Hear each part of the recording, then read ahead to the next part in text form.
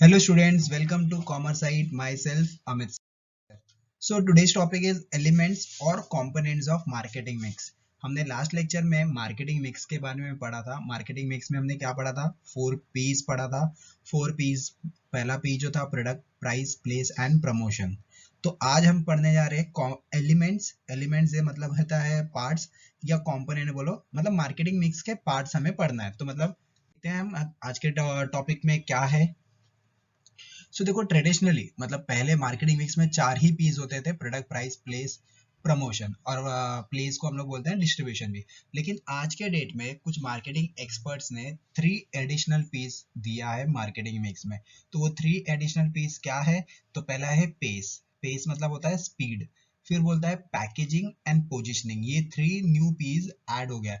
तो ट्रेडिशनली के हिसाब से मार्केटिंग मिक्स में 4 पीस होता है, बट नाउ डेज हम मार्केटिंग मिक्स में 7 पीस पढ़ते हैं। तो हर एक जो एलिमेंट्स है मार्केटिंग मिक्स के, वो एक दूसरे के ऊपर इंटर रिलेटेड है। जैसे एक वेरिएबल में अगर चेंज करते हो तो डेफिनेटली आपको दूसरे वेरिएबल में भी चेंजेस लाने पड़ते हैं। मतलब एक वेरिएबल मतलब सपोज कि अगर आपने प्रोडक्ट में कोई भी चेंजेस किया तो डेफिनेटली आपको रेस्ट ऑफ 6 पीस पे चेंजेस करने पड़ेंगे। इसीलिए मैंने इसको हाईलाइट किया है कि a change in one variable में necessitate a change in other variables. जैसे फॉर एग्जांपल कि आपने प्रोडक्ट में अगर चेंजेस लाए तो डेफिनेटली आपको उसके प्राइस में भी चेंजेस लाने पड़ेंगे, उसका प्रमोशन, उसका पोजीशनिंग, उसका पैकेजिंग, ये सारी चीजों के ऊपर क्या होगा? इफेक्ट पड़ेगा। जो मार्केटिंग मैनेजर होता है वो क्या करता है? सारे मार्केटिंग मिक्स को प्रॉपरली ब्लेंड करता है। ब्लेंड करता है मतलब उसको प्रॉपरली कंबाइन करता है सारे वेरिएबल्स को, सो दैट हमारे जो भी गोल्स है वो मैक्सिमम टू मैक्सिमम हमारे गोल्स अचीव होना चाहिए, और कंपनी को ज्यादा से ज्यादा सेल्स पे ज्यादा से ज्यादा रिटर्न्स मिलना चाहिए। सबसे पहले हम देख रहे हैं यहाँ पर प्रोडक्ट। अब प्रोडक्ट क्या होता है? कोई भी चीज अगर हम अपने कस्टमर को, से फॉर एग्जांपल अपने आप को अज्यूम करो कि यू आर द मार्केटर। आप एक प्रोड्यूसर हो, आप एक मैन्युफैक्चरर हो, या आप एक मार्केटर हो। बीइंग एज एन मार्केटर हमें अपने कस्टमर्स को कुछ ऑफर करना पड़ता है। क्या ऑफर करेंगे? तो प्रोडक्ट ऑफर करेंगे। तो प्रोडक्ट क्या होता है? देखो प्रोडक्ट को दो पार्ट में डिवाइड किया है। एक है टेंजिबल प्रोडक्ट और दूसरा है इनटेंजिबल प्रोडक्ट। तो टेंजिबल प्रोडक्ट तो पढ़ते ही हमें या सुनते ही हमें समझ में आ रहा है। टेंजिबल मतलब क्या होता है? जिसको हम टच कर सकते हैं, जिसको देख सकते हैं, छू सकते हैं, यस। और इनटेंजिबल में क्या आते हैं? सर्विसेज। तो यहाँ पर मैंने प्रोडक्ट को क्या लिया है? तो प्रोडक्ट को हम आइडियाज भी बोल सकते हैं, गुड्स भी बोल सकते हैं, एंड इवन सर्विसेज भी बोल सकते हैं। अगर ये सारी चीजें हम अपने कस्टमर को अकॉर्डिंग टू देयर रिक्वायरमेंट अगर हम उन्हें सर्विस देते हैं या उन्हें ये प्रोडक्ट ऑफर करते हैं तो डेफिनेटली कस्टमर हमारा सेटिस्फाइड होगा। जो कंपनी होती है वो मोस्ट ऑफ द कंपनी क्या करती है? सिंगल ब्रांड स्ट्रैटेजी फॉलो करती है, या कुछ कंपनीज ऐसे होते हैं जो मल्टी ब्रांड स्ट्रैटेजी फॉलो करती है। जैसे सिंगल ब्रांड स्ट्रैटेजी में क्या होता है कि एक सिंगल ब्रांड ही हम क्या करते हैं? पूरे टारगेट मार्केट को ऑफर करते हैं। ब्रांड मतलब क्या होता है? देखो ब्रांड का मतलब होता है सिंपल वे में प्रोडक्ट। जरूरी नहीं है कि वो बहुत ही फेमस या वेल नोन प्रोडक्ट हो। तो कोई भी चीज अगर जिस चीज का भी नाम है अगर वो प्रोडक्ट है तो डेफिनेटली हम उसे प्रोडक्ट या हम उसे ब्रांड बोलते हैं। तो कोई कंपनी है वो सिंगल ब्रांड ऑफर कर रही है, तो कोई कंपनी ऐसी है जो मल्टी ब्रांड ऑफर करती है। डिपेंड करता है कि वो कंपनी का साइज कैसा है या वो कंपनी का ऑब्जेक्टिव कैसा है। यस। इसलिए बोल रहा है कि मोस्ट ऑफ द कंपनीज क्या करेंगे? उनके बिजनेस के हिसाब से, उनके कंपटीशन के हिसाब से, या उनके पास जो भी रिसोर्सेज है अकॉर्डिंगली वो क्या करेंगे? प्रोडक्ट्स में डील करेंगे। तो प्रोडक्ट क्या है स्टूडेंट्स? तो प्रोडक्ट वो एक चीज होती है जो हम अपने कस्टमर को कंजम्पशन करने के लिए देते हैं, या उनके नीड एंड वांट के हिसाब से हम उन्हें जो भी चीजें ऑफर करेंगे वो चीज को हम क्या बोलेंगे? प्रोडक्ट। सेकेंड बोल रहा है प्राइस। प्राइस क्या होता है? तो प्राइस एक्सचेंज वैल्यू होता है। मतलब जब भी सेलर और बायर एक दूसरे से एक्सचेंज करेंगे प्रोडक्ट को तो उसका क्या होता है? उसका प्रॉपर एक वैल्यू होनी चाहिए। उस वैल्यू को हम बोलते हैं प्राइस। और प्राइस हमेशा राइट होना चाहिए। प्राइस ज्यादा हाई भी नहीं होनी चाहिए और प्राइस ज्यादा लो भी नहीं होनी चाहिए। अगर प्राइस हाई रहेगा तो कस्टमर डेफिनेटली क्या करेगा? कॉम्पिटिटर के प्रोडक्ट को परचेज करेगा। जैसे हमने लॉ ऑफ डिमांड में पढ़ा था कि higher the price lower the demand, and lower the price higher the demand. इसीलिए प्राइस हाई तो नहीं होनी चाहिए लेकिन प्राइस लो भी नहीं होना चाहिए। जैसे गिफन गुड्स में हमने पढ़ा था, रॉबर्ट गिफन ने एक थियरी दिया था, उसमें बताया था उन्होंने कि higher the price higher the demand, and lower the price lower the demand. Lower the price lower the demand क्यों हो रहा है? बिकॉज कस्टमर को ऐसा लगता है प्राइस अगर लो है तो डेफिनेटली उसकी क्वालिटी भी लो रहेगी। मतलब हमें यहाँ पर क्या करना है, प्राइस ज्यादा हाई भी नहीं होनी चाहिए और प्राइस ज्यादा लो भी नहीं होनी चाहिए। प्राइस एक रीजनेबल प्राइस होना चाहिए सो दैट मार्केट में जितने भी ग्रुप्स ऑफ कंज्यूमर्स है सारे लोग उसको एफोर्ड कर सकते हैं। और जो प्रोडक्ट का जो प्राइस होता है वो किसके ऊपर डिपेंड होता है? तो सबसे पहले उसका कॉस्ट ऑफ प्रोडक्शन कितना है, फिर प्रोडक्ट का मार्केट में कितना डिमांड है, कंपटीशन ज़्यादा है या नहीं है, कंज्यूमर का नेचर कैसा है, कंज्यूमर हमारा कैसा है, हायर क्लास का है, मिडिल क्लास का है या लोअर इनकम ग्रुप का है। तो अकॉर्डिंग टू ये सारे फैक्टर्स के ऊपर हम अपने प्रोडक्ट के प्राइस को चार्ज करते हैं सो दैट हमको ज़्यादा से ज़्यादा सेल्स हो और हमें ज़्यादा प्रॉफिट हो और इवन हम कंपटीशन में जमे रहे और इजीली कंपटीशन हमारे कॉम्पिटिटर से फेस कर सकें। फिर बोल रहा है प्रमोशन। अब प्रमोशन क्या होता है? जब भी देखो प्रमोशन हम लोग क्यों करते हैं? तो प्रमोशन हम कम्युनिकेशन के लिए करते हैं। मतलब जो भी हमारे पास इंफॉर्मेशन है, जो भी हमारे पास आइडियाज व्यूज प्रोडक्ट है, उसका हमें इंफॉर्मेशन अपने टारगेट मार्केट तक पहुंचाना है। तो टारगेट मार्केट तक अगर हमें पहुंचाना है अपने ये इंफॉर्मेशन को, सो डेफिनेटली हमें अपने प्रमोशन का हेल्प लेना पड़ेगा। सो प्रमोशन मिक्स में देखो क्या क्या आता है। एडवर्टाइजिंग जो कि पेड फॉर्म है, पेड फॉर्म मतलब एडवर्टाइजिंग करने के लिए हमें पेमेंट करना पड़ता है और पब्लिसिटी के लिए हम पेमेंट नहीं करते हैं। पब्लिसिटी जो होता है वो नॉन पेड फॉर्म होता है। फिर सेल्स प्रमोशन। सेल्स प्रमोशन मतलब by one get one free, by one get one free होता है, 50% डिस्काउंट, 60% डिस्काउंट, एक्सचेंज ऑफर भी आते हैं सेल्स प्रमोशन में। देन लोन पे फोन, ये भी क्या है? एक सेल्स प्रमोशन। मतलब हम अपने सेल्स को बढ़ाने के लिए ये सारे प्रमोशन ला रहे हैं। फिर पब्लिक रिलेशन जो कि पीआर। तो पब्लिक रिलेशन भी इंपॉर्टेंट है। पब्लिसिटी मैंने तुम्हें बताया, पब्लिसिटी नॉन पेड है। पर्सनल सेलिंग मतलब डोर टू डोर जाके सेल्समैन जो सेल करता है उसको बोलते हैं personal selling. And direct and online marketing, जैसे कि हम अपने टारगेट ऑडियंस को ईमेल, मैसेजेस, कॉल कर सकते हैं। तो ये सारी चीजें हम किस में लाते हैं? प्रमोशन में। और प्रमोशन क्यों की जाती है? सो दैट हमारे जो भी बायर्स है, हमारे बायर्स हमारे प्रोडक्ट को बाय करने के लिए रेडी हो और जो हमारे डीलर्स हैं वो डीलर हमारे प्रोडक्ट को अपने पास इन्वेंटरी या अपने पास स्टॉक मेंटेन कर सके। अगर प्रमोशन नहीं होगा तो कस्टमर परचेज भी नहीं करेगा। सिंपल वे में जो दिखता है वही बिकता है और दिखेगा नहीं तो बिकेगा नहीं। तो सिंपली हमें अपने जो भी प्रोडक्ट हम अपने टारगेट मार्केट को ऑफर कर रहे हैं उसका हमें क्या करना पड़ेगा? टाइम टू टाइम प्रमोशन करना पड़ेगा। नेक्स्ट पॉइंट बोल रहा है प्लेस। सो प्लेस क्या बोल रहा है? कंपनी क्या करेगी, जो भी प्रोडक्ट उनके पास है वो प्रोडक्ट को राइट प्लेस पे उन्हें ऑफर भी करना है। अगर प्रोडक्ट राइट प्लेस पे पहुंच नहीं रहा है तो हमारे जो कस्टमर्स है वो क्या करेंगे? कॉम्पिटिटिव प्रोडक्ट को यूज करना स्टार्ट करेंगे। तो हम लोग प्लेस में क्या क्या लाते हैं? जैसे डिस्ट्रीब्यूशन चैनल हो गया, मतलब हम लोग डायरेक्ट चैनल यूज कर रहे हैं या इनडायरेक्ट चैनल यूज कर रहे हैं। डायरेक्ट चैनल में हमें भी पता है जहाँ पर मैन्युफैक्चरर डायरेक्टली कस्टमर को प्रोडक्ट सेल करता है। इनडायरेक्ट चैनल में क्या होता है? Manufacturer to wholesaler, wholesaler to retailer, then retailer to customer के पास आता है। डीलर डीलर रिलेशन अच्छे होने चाहिए। Then area coverage. Area coverage में हम लोग देख रहे हैं कि हम कितना एरिया कवर करते हैं। मतलब हम लोग लोकल एरिया कवर करते हैं, नेशनल या इंटरनेशनल। देन ट्रांसपोर्टेशन, ये सारी चीजें भी इंपॉर्टेंट है। जो मार्केटर होना चाहिए वो जो मार्केटर होना चाहिए वो क्या करना चाहिए? प्रॉपरली चैनल्स सिलेक्ट करने चाहिए और उनके पास जो भी स्टाफ भी है वो भी प्रॉपर सिलेक्ट करने चाहिए सो दैट जो हमारा प्रोडक्ट है वो हमारे बायर्स तक या हमारे कस्टमर्स तक प्रॉपरली पहुंच सके। फिर बोल रहा है पेस। तो पेस का मतलब क्या होता है? एक स्पीड है।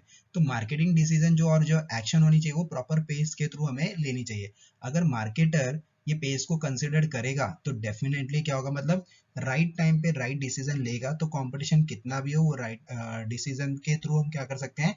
वो कंपटीशन को इजीली फेस भी कर सकते हैं और हम अपने राइट प्रोडक्ट को राइट प्राइस पे, राइट प्रमोशन पे मार्केट में अवेलेबल कर सकते हैं। तो पेस में हमें इतना ही ध्यान देना है कि हमारा जो भी मार्केटिंग डिसीजन होना चाहिए वो अकॉर्डिंग टू मार्केट के स्पीड के हिसाब से हमें अपने बिजनेस में डिसीजन लेना है।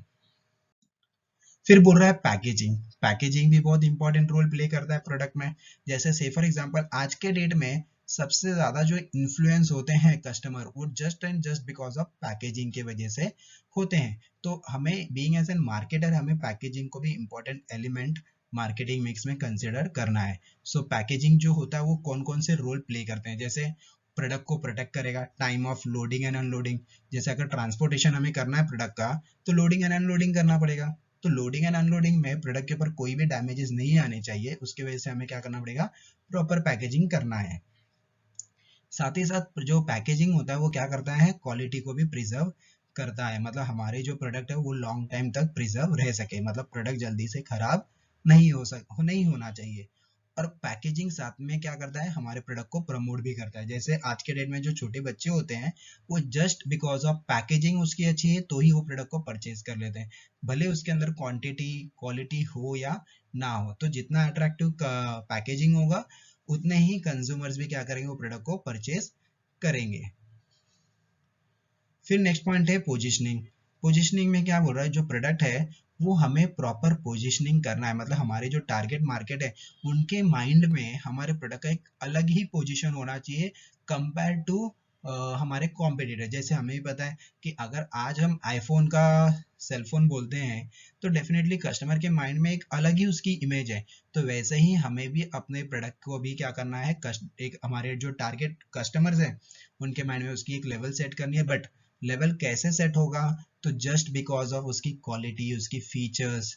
यस, तो प्रोडक्ट का फीचर्स अगर अच्छा है तो डेफिनेटली कस्टमर के माइंड में उसकी पोजीशन भी हाई होगी, और जितना हाई पोजीशनिंग होगा उतना प्रोडक्ट के लिए भी इजी होगा, मतलब प्रोडक्ट हम मार्केट में इजीली सेल कर सकते हैं। तो पोजीशनिंग हम लोग कैसे करेंगे, just with the help of features, उसके क्या क्या बेनिफिट्स हैं। तो ये सारी चीजें अगर हम अपने कस्टमर को बताते हैं तो डेफिनेटली कस्टमर के माइंड में पोजीशन भी बढ़ता है प्रोडक्ट से रिलेटेड। अब यहाँ पर कुछ एडिशनल एलिमेंट्स है मार्केटिंग मिक्स के, लेकिन ये जो पीस है वो हम लोग कहाँ पर यूज करेंगे, तो ये पीस हम सर्विस सेक्टर में यूज करते हैं। मतलब सर्विस सेक्टर में हम पीछे जो 7 पीस पढ़ा वो भी यूज करते हैं, एंड इवन ये वाले पीस भी जो हम पढ़ने जा रहे हैं वो भी यूज करते हैं। तो यहाँ पर जो पी है वो बोल रहा है पीपल।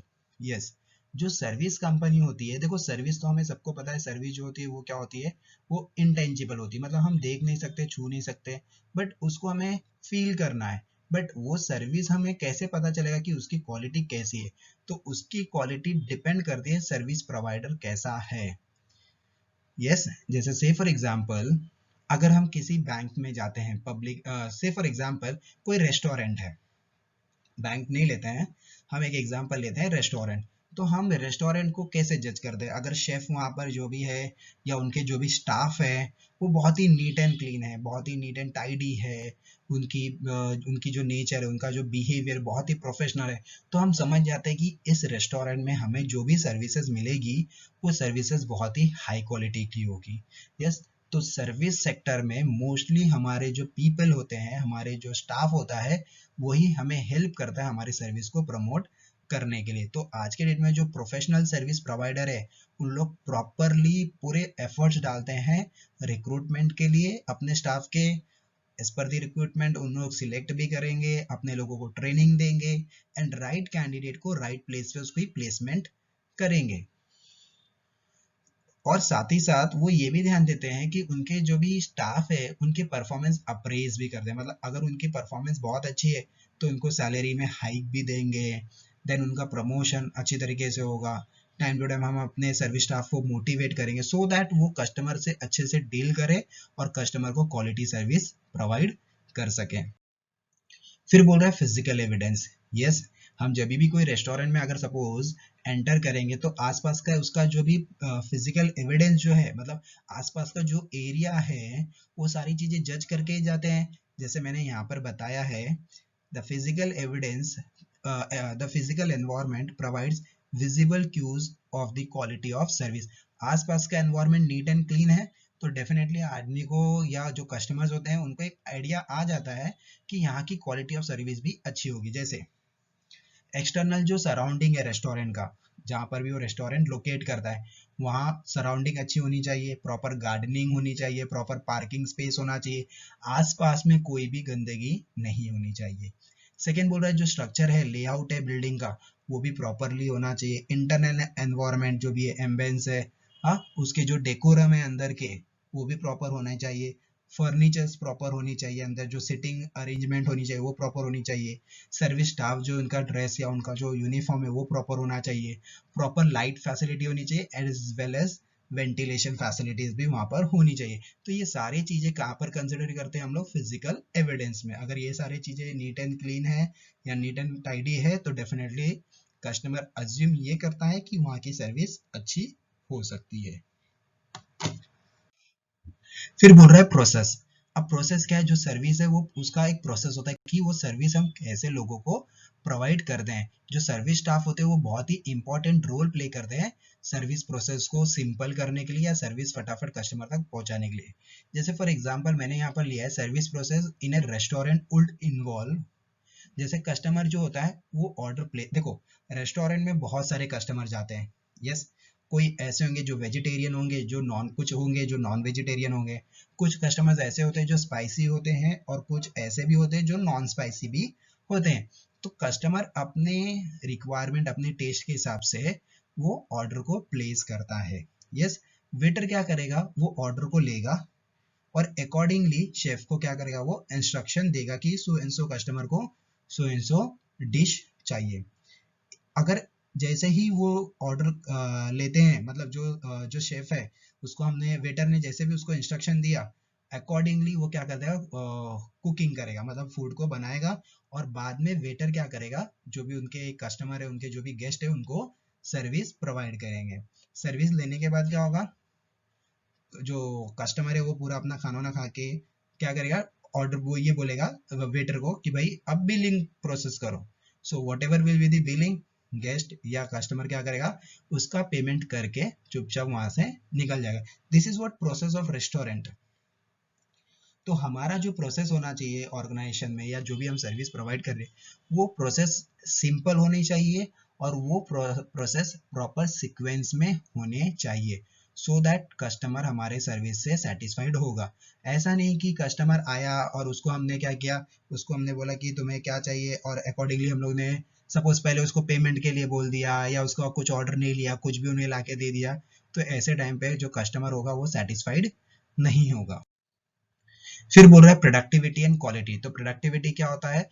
जो कि आउटपुट होता है, एंड क्वालिटी अगर अच्छी है, मतलब आउटपुट की क्वालिटी अच्छी है, सो डेफिनेटली कंपनी को लॉन्ग टाइम तक सर्वाइवल मिल सकता है। जैसे इंप्रूवमेंट इन प्रोडक्टिविटी मैंने बोला है। सो जो इंप्रूवमेंट इन प्रोडक्टिविटी कैसे होगा?